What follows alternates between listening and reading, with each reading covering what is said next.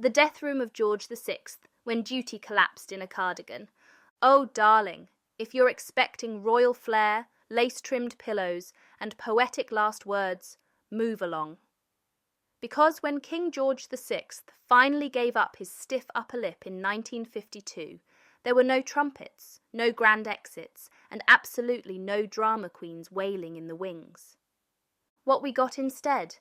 A quiet, cardigan-clad monarch dying in his sleep with a cigarette in one hand, a lifetime of ulcers in the other, and an empire quietly dissolving around him. Welcome to the death room of George VI, a place so emotionally muted it practically apologised for existing. Scene: Sandringham House, February 6th, 1952. A death in beige. It's a frosty morning in Norfolk. Sandringham House is quiet, stiff, and reeking of Winston Churchill's breath from the night before.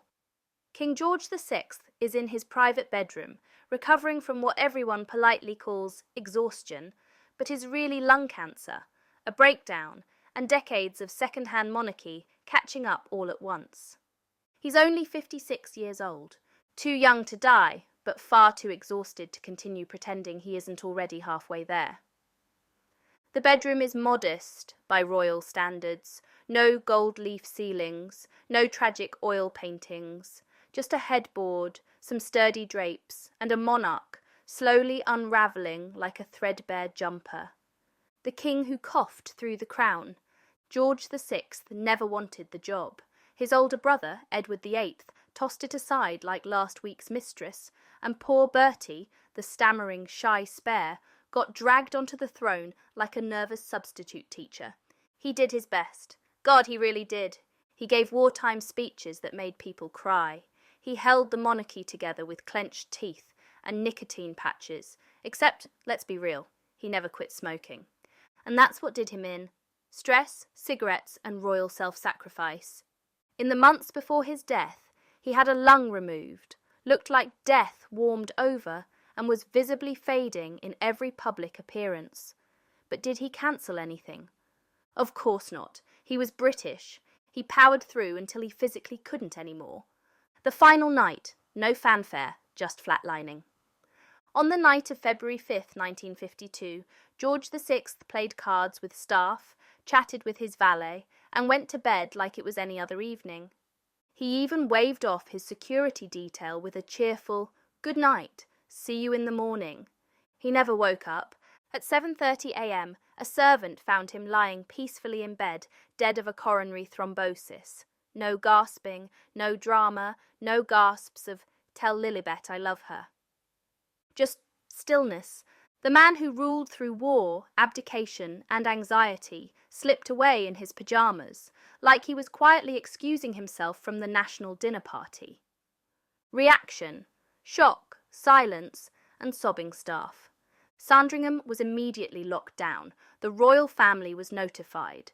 Elizabeth, now Queen Elizabeth II, was on a royal tour in Kenya when she got the news, and reportedly went from princess to monarch in the time it takes to finish a breakfast tray.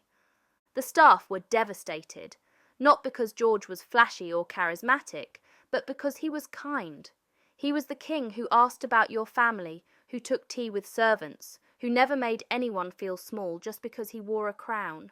His dresser cried, his valet sobbed, Churchill wept openly, and then immediately began planning his funeral like the drama queen he truly was.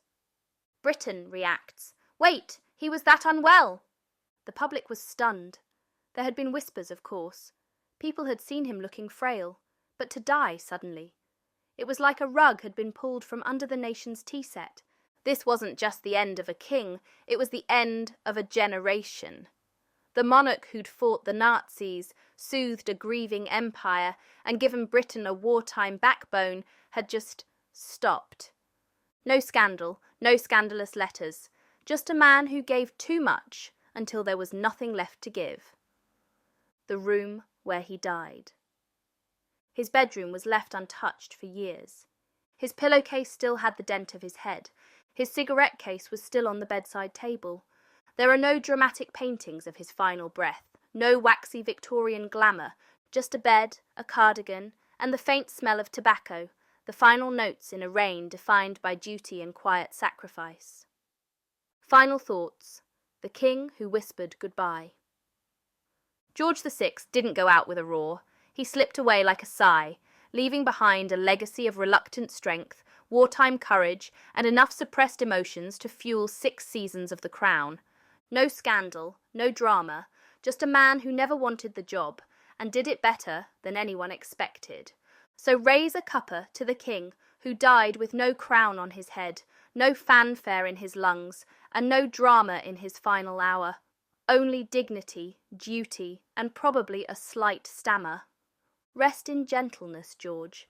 You didn't want to rule, but oh, you ruled quietly, beautifully, and with absolutely no fuss.